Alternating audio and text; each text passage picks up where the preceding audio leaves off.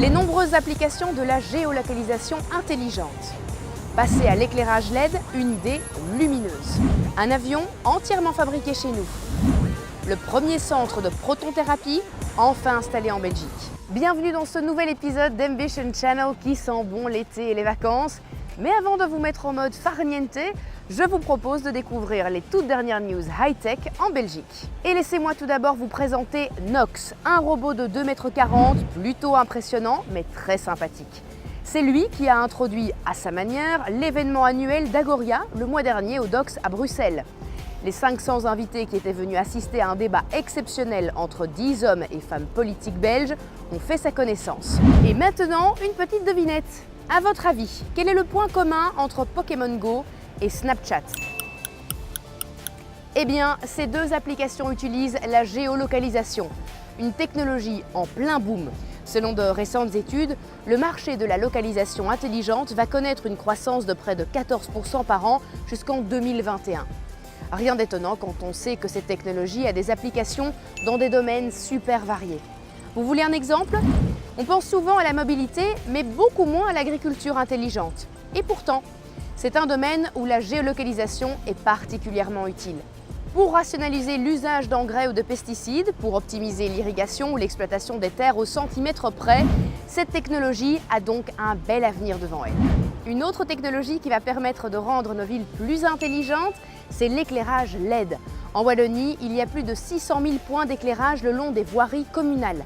Pour vous donner une idée, imaginez que ça représente la consommation de 65 000 ménages. C'est aussi près de 110 000 tonnes d'émissions de CO2 chaque année.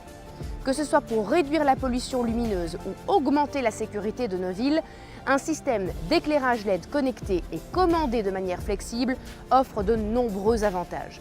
Si tout l'éclairage public wallon passait au LED, cela représenterait non seulement une économie de 360 millions d'euros sur sa durée de vie, mais aussi une réduction de plus de 55 000 tonnes d'émissions de CO2 par an. Voilà une idée lumineuse pour nos villes et pour nos communes. Une autre belle idée nous vient de la Sonaca, une entreprise spécialisée dans la fabrication de pièces pour l'aéronautique. Celle-ci vient de relever un incroyable défi, développer et fabriquer de A à Z un avion de tourisme. Une belle manière de diversifier ses activités tout en lançant le premier biplace 100% belge. Le Sonaca 200, c'est son nom. Il demande 3000 heures de travail, mais le résultat vaut le détour. Une ambition que l'on retrouve aussi dans le domaine médical. Connaissez-vous la protonthérapie ? C'est la forme de radiothérapie la plus avancée et la plus efficace pour lutter contre le cancer. Elle permet de mieux cibler la tumeur et donc de limiter les dégâts sur les tissus sains. Ce qui est très utile pour traiter le cancer du sein gauche par exemple, qui se trouve tout près du cœur. Le premier fournisseur mondial dans ce domaine s'appelle IBA et il est basé à Louvain-la-Neuve. Pourtant, jusqu'à récemment, les patients belges atteints d'un cancer devaient se rendre à l'étranger pour bénéficier de cette technologie médicale, car notre pays n'avait pas encore son centre de protonthérapie.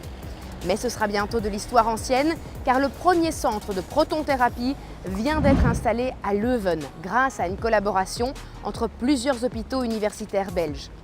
Une nouvelle qui va donner de l'espoir à de nombreux patients et à leurs familles. C'est déjà la fin de ce numéro d'Ambition Channel.